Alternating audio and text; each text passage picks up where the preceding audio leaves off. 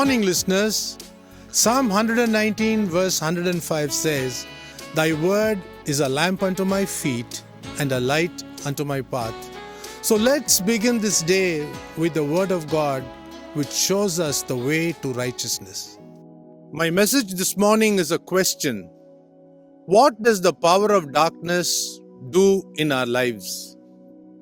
When Joseph, the favorite son of Jacob the patriarch, became the governor of Egypt, 70 Hebrews came from Israel to Egypt seeking food grains.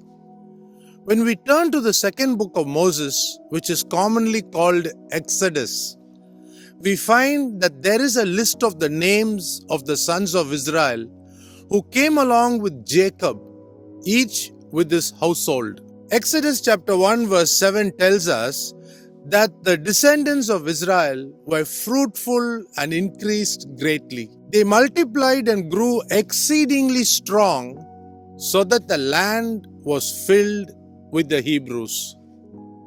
Verse 8 teaches us that now there was a new king over Egypt who did not know Joseph and the great work he had done.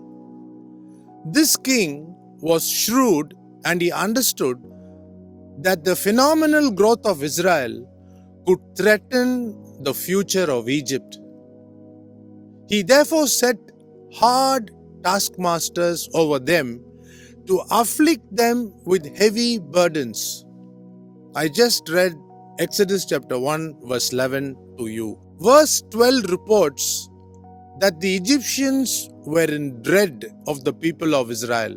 On hearing the people of Israel cry, one day, God appeared to Moses in the burning bush in the back of beyond and gave him a command to get back to the palace in Egypt with a mission to set the Israelites free from severe bondage. We know how God dealt with the Egyptian leaders, the army, and the common people to bring Israel out of Egypt in mysterious ways that the mind can never comprehend.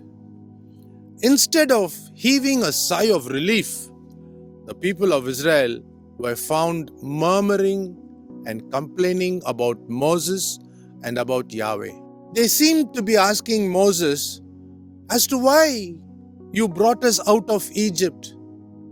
They were looking back at the food options that they left behind in Egypt and were not excited about the milk and honey that God said He would provide in plenty in Canaan. And that is what we call it as cornucopia. The food which they relished eating in Egypt seemed more important and attractive than the manna, that is the food and the freedom that God provided in the wilderness. Every time they sinned against God and were attacked by the powers of darkness, God would intervene to pull them out from the dungeon of affliction. The powers of darkness consistently made the blessed people of Israel to turn to the idols for help. They offered sacrifices to them, indulged in immorality, and disobeyed God in every possible way they could anger Him. This went on and on till eventually God sent the Romans under Titus to destroy the nation of Israel. Whether the normal Christian is growing in the knowledge of God or not, the work of the powers of darkness is only increasing constantly in homes, in organizations, in churches, in nations, to defy the God of Israel, who is the creator of this whole universe, including mankind.